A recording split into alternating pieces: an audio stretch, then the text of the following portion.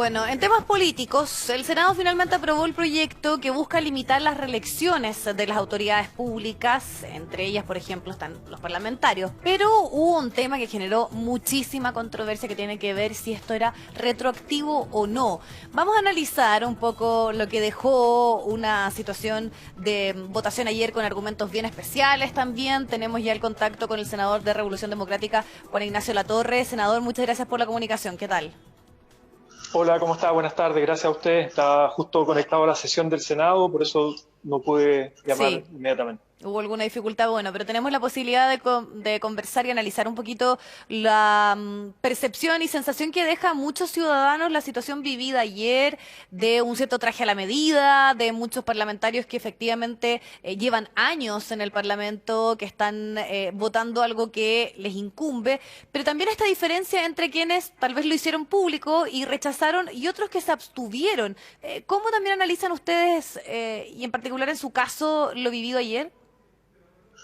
Sí, yo creo que es muy difícil de explicar a la ciudadanía que por un lado estás a favor de limitar la reelección a las autoridades, parlamentarios, alcaldes también. Ojo que hay alcaldes que llevan 4 o 5 periodos y también parlamentarios que están desde el 90 en sus cargos, que llevan 3 periodos o más como diputados o 2 o más como senadores. Entonces tú votas a favor de limitar la reelección, pero votas en contra o te abstienes para la siguiente votación, que era la retroactividad, que en el fondo esto se empieza a implementar en la próxima elección. El próximo año tenemos en abril elecciones municipales y en noviembre elecciones parlamentarias. Entonces, y además es un proyecto muy antiguo. Este proyecto lleva muchísimos años, estaba durmiendo en el Senado, se reactivó para el contexto del estallido social como una manera de dar una señal desde el mundo político de recuperar la confianza con la ciudadanía, de renovar la democracia, profundizar la democracia, de dar un paso al costado a aquellos que Sí, estamos con una dificultad obviamente en la ya llevan comunicación. demasiado Sí. tiempo. Ese fue el compromiso que hubo cuando votamos en general la idea legislativa. Senador, más allá de lo que implica esto, ¿cómo ve también, y lo estábamos conversando en la señal, en un contexto tan especial post una crisis social en nuestro país, también un contexto de pandemia, donde ayer nos tocaba hasta hablar con un internista que decía que la pérdida de credibilidad de las autoridades en el sistema hace que, por ejemplo, hasta no se respeten las medidas sanitarias? Entonces, esta señal va más allá tal vez de lo meramente político. No le terminé de escuchar la última parte de la pregunta, por favor. No, de las implicancias que pueden ir más allá de lo político, de un descrédito al sistema, a las instituciones, y cómo eso, de alguna manera, hasta analizan ciertos expertos, puede tener influencia en el poco respeto a medidas sanitarias en un contexto de crisis cuando las autoridades no representan o no tienen un comportamiento idóneo de transparencia, que es lo que espera la ciudadanía. Sí, yo por eso mismo ayer dije que Sí, estamos con dificultades, la espero verdad, una para poder reivindicación en la hacer. comisión mixta. Espero a producir el tema de la retroactividad, pero yo creo que acá estamos al debe. La discusión que se dio anoche, dimos un triste espectáculo en pleno contexto de pandemia, una desconexión brutal con la ciudadanía, una desconexión también con el estallido social. La secretaria ejecutiva de la CEPAL planteó hace poco tiempo que le preocupaba la situación de Chile, que acá podía haber más enojo incluso post pandemia que la crisis, el reventón popular que hubo para el estallido social. Entonces yo creo que acá estamos al debe.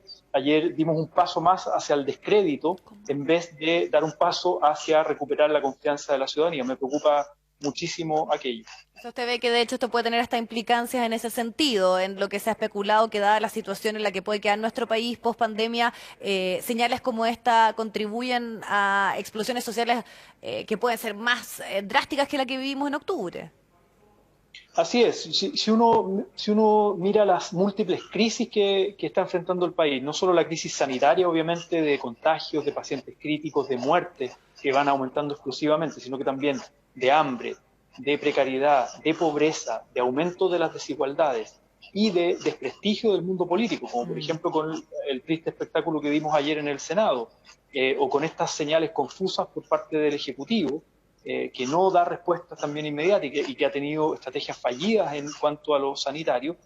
Uno ve que acá hay una combinación de crisis que obviamente esto se va a canalizar o se puede canalizar de manera muy compleja, muy peligrosa en términos de un aumento del malestar social, y una revuelta popular que pueda ser incluso más intensa que la que vivimos a partir del 18 de octubre. Claro, tenemos un proceso constituyente ahí, a la vuelta de la esquina. Eso puede ayudar a conducir, a canalizar la discusión de manera democrática, pero la gente está con mucha bronca hoy, con el sistema político, con el mundo económico, con el gobierno, con el parlamento, claramente.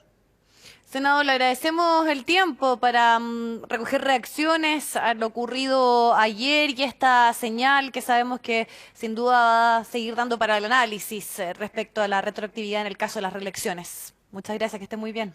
Muchas gracias a ustedes. Tengo que volver a la sesión. Gracias por el contacto.